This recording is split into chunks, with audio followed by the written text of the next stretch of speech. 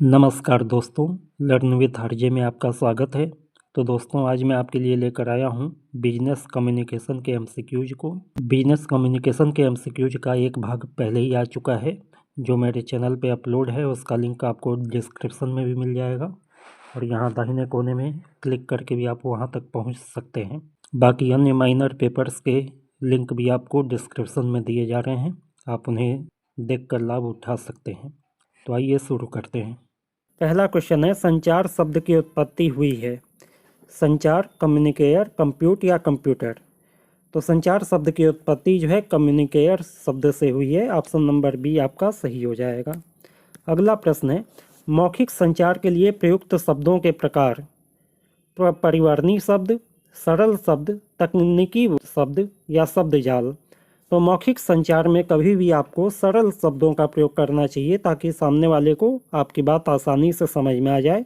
Option number B सही हो जाएगा। अगला प्रश्न है, पहली भाषा जो हम बचपन में सीखते या बोलते हैं उसे हम क्या कहते हैं। तो उसे हम कहते हैं मातृभाषा।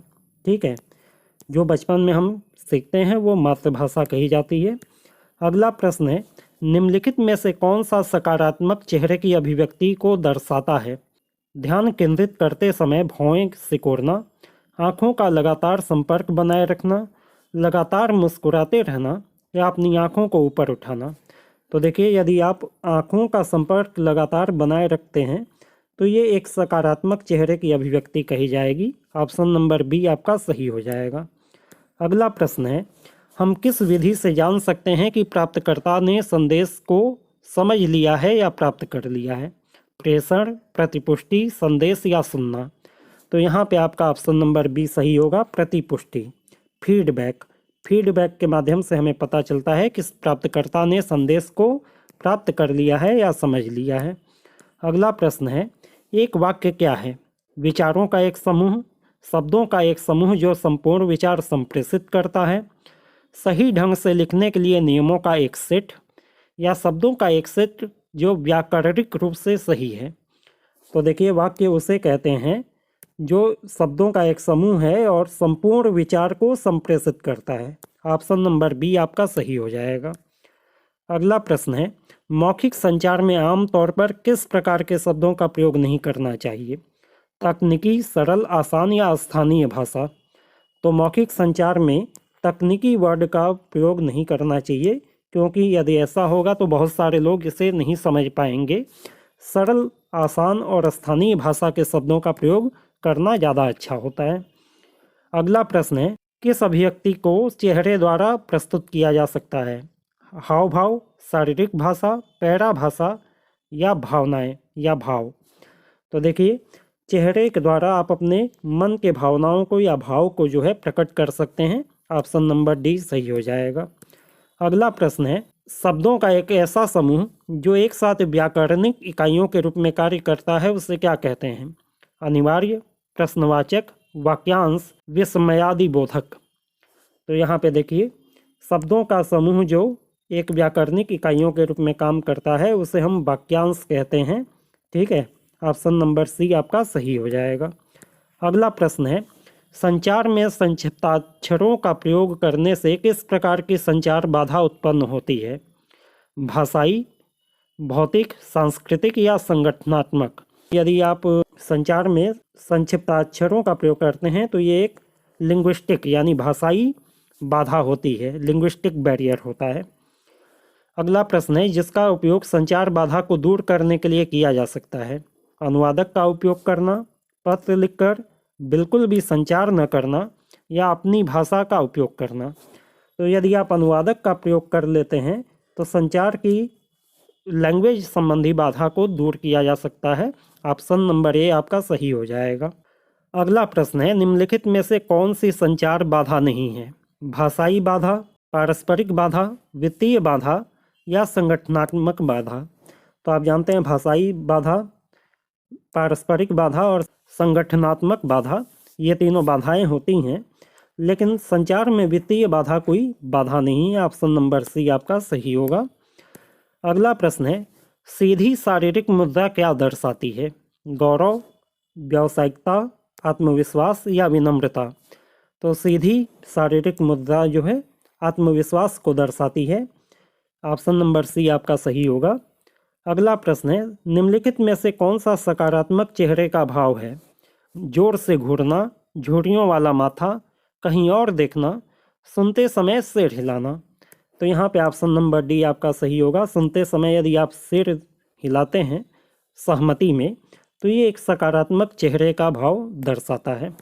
अगला प्रश्न है, अच्छे संचार के लिए किस प्रकार के शब्दों का प्रयोग करना चाहिए? परिवर्णी शब्द, तकनीकी शब्द, शब्द जाल या सरल? तो यहाँ पे ऑप्शन नंबर डी आपका सही होगा। सरल शब्दों का प्रयोग किया जाना चाहिए। अगला प्रश्न है, पत्र भेजना किस प्रकार का संचार है? सुनना, लिखना, बोलना या पढ़ना? तो यहाँ पे आपका ऑप्शन नंबर बी सही हो जाएगा, लिखना। कहने का मतलब है ये एक रिटन कम्युनिकेशन है, लिखित संचार है। अगला प्रश्न देखते हैं, निम्नलिखित में से कौन सा संचार चक्र का तत्व नहीं है? चैनल, रिसीवर, समय या प्रेषक? तो यहाँ पे आपका सही उत्तर होगा समय। ठीक है, प्रेषक, चैनल और रिसीवर ये तीनों जो है संचार चक्र के तत्व होते हैं, लेकिन समय कोई तत्व नहीं होता है। अगला प्रश्न है, लिखित संचार को किस प्रकार के संचार में वर्गीकृत किया जा सकता है? गैर मौखिक, मौखिक, दृश्य या इनमें से कोई नहीं? तो लिखित संचार को हम गैर मौखिक संचार की कैटेगरी में रखेंगे। ऑप्शन नंबर ए आपका सही होगा, यहाँ पे गलत दिया हुआ है। अगला प्रश्न है, संचार चक्र में संदेशों का आदान प्रदान क्या है? संचारित करना, सुनना, संदेश या प्रतिक्रिया? तो संदेशों का आदान प्रदान करने को कहते हैं संचारित करना या पहुंचाना। अगला प्रश्न है, ठीक से संवाद करने की क्षमताएं हैं? पढ़ना, लिखना, बोलना या ये सभी? तो ठीक से संवाद करने के लिए आपको ये तीनों ही चीज़ आनी चाहिए, पढ़ना भी आना चाहिए, लिखना भी और बोलना भी। ऑप्शन नंबर डी सही हो जाएगा। अगला प्रश्न, निम्नलिखित में से कौन सा नकारात्मक फीडबैक का उदाहरण है? आप बेहतर नृत्य कर सकते हैं, आपका नृत्य अच्छा था लेकिन आप और बेहतर कर सकते थे, आपका नृत्य कौशल वास्तव में अच्छा नहीं है, आपको अधिक अभ्यास करना होगा, या उपरोक्त में से कोई नहीं? तो यहाँ नकारात्मक फीडबैक की बात किया है, तो ऑप्शन नंबर सी आपका सही होगा। जब आप किसी की बुराई करते हैं तो इसे नकारात्मक फीडबैक के कैटेगरी में रख सकते हैं। अगला प्रश्न है, संचार में बाधा नहीं है? भाषा, संस्कृति, आदतें या शारीरिक? तो आदत जो है ये संचार में बाधा नहीं होती है। भाषा की दिक्कत हो सकती है, संस्कृति की दिक्कत हो सकती है, शारीरिक बाधाएं भी आ सकती हैं, लेकिन आदतें जो है संचार में कोई बाधा नहीं है। अगला प्रश्न है, संचार चक्र में शामिल नहीं है? प्रेषक, संदेश, रिसीवर या प्रोग्रामिंग? तो संचार चक्र में प्रेषक, संदेश और रिसीवर ये तीनों होते हैं, प्रोग्रामिंग नहीं होता है। ऑप्शन नंबर डी आपका सही होगा। निम्नलिखित में से कौन सा संचार का त्वरित और स्पष्ट तरीका है? ईमेल, नोटिस या पोस्टर, आमने सामने अनौपचारिक संचार या व्यावसायिक बैठकें? तो यहाँ पे ऑप्शन नंबर सी आपका सही होगा। आमने सामने अनौपचारिक संचार जो है सबसे तेज और स्पष्ट तरीका है संचार को करने का।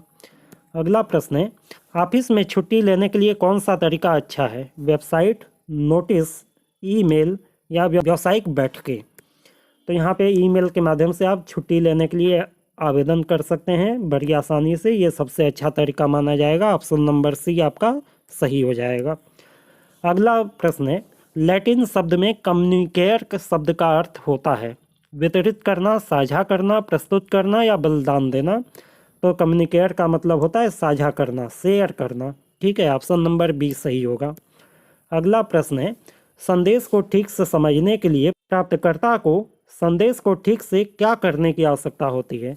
संचारित, फेंकना, सुनना या अनदेखा करना? तो यहाँ प्राप्तकर्ता के लिए पूछा है कि प्राप्तकर्ता संदेश के साथ क्या करे कि वो ठीक से संदेश को समझ ले। तो उसको ध्यान से सुनना होगा, ठीक से सुनना होगा। ऑप्शन नंबर सी सही हो जाएगा। अगला प्रश्न है, कंधों को दाहिनी ओर सीधा और शरीर को शिथिल रखना किसका उदाहरण है? चेहरे का भाव, मुद्रा, हाव भाव या आंखों का संपर्क? पोस्चर होता है, मुद्रा उसका एक अंग होता है। ऑप्शन नंबर बी सही होगा। अगला प्रश्न है, श्रवण संचार किस पर आधारित है? शारीरिक भाषा, भाषा और आवाज़ का स्वर, चेहरे का भाव या सुनना और सुनना? तो श्रवण संचार जो है सुनने पर आधारित है। ऑप्शन नंबर डी आपका सही होगा। दृश्य संचार किन कारकों पर निर्भर है? संदेश, प्रतीक और चित्र, पाठ संदेश, मुद्रा या शारीरिक भाषा। तो दृश्य संचार जो है पूरी तरीके से संकेत के ऊपर, प्रतीक के ऊपर और चित्र के ऊपर निर्भर होता है। ऑप्शन नंबर ए आपका सही हो जाएगा। अगला प्रश्न है, संचार चक्र का अंतिम चरण क्या है? तो ये होता है फीडबैक यानी प्रतिक्रिया। ऑप्शन नंबर सी आपका सही होगा। अगला प्रश्न है, किस प्रकार का फीडबैक विद्यार्थियों की उपलब्धि के वर्तमान स्तर से उनके विकास में सहायता करता है? विशिष्ट फीडबैक, वर्णनात्मक फीडबैक, गैर विशिष्ट फीडबैक या उपरोक्त में से कोई नहीं। तो यहाँ पे ऑप्शन नंबर बी आपका सही होगा। वर्णनात्मक फीडबैक जो है ये विद्यार्थियों के उपलब्धि के वर्तमान स्तर और उनके विकास में सहायता करेगा, क्योंकि जब आप वर्णन करेंगे तो बहुत सारी बातें सामने आएंगी जिसमें सुधार किया जा सकता है। अगला प्रश्न है, यदि फीडबैक का अभाव है तो यह किसे जन्म देगा? एक अविश्वास, संचार बाधा, हस्तक्षेप या इनमें से कोई नहीं। तो यदि फीडबैक का अभाव है तो एक तरीके की संचार बाधा है। अगला क्वेश्चन देखते हैं, वह प्रक्रिया जिसमें प्राप्तकर्ता संदेश की व्याख्या करता है और समझता है उसे क्या कहते हैं? उसे कहते हैं डिकोडिंग। ऑप्शन नंबर ए आपका सही हो जाएगा। अगला प्रश्न, कौन सा अशाब्दिक संचार का एक उदाहरण है? एक भाषण, निकटता, एक नोटिस या एक ईमेल। तो देखिए निकटता जो है ये अशाब्दिक संचार है, बाकी तीनों शाब्दिक संचार में आएंगे। ऑप्शन नंबर बी सही हो जाएगा।